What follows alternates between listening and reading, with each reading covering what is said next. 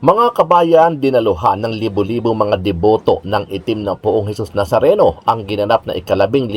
taong anibersaryo ni Senyor Dico sa Tondo, Manila, kung saan ay isinagawa ang tradisyonal na pasanan at prosesyon ng imahe ng Black Nazarene mula sa tahanan nito sa San Dico Street at sa mga karatig na kalye sa nasabing lugar.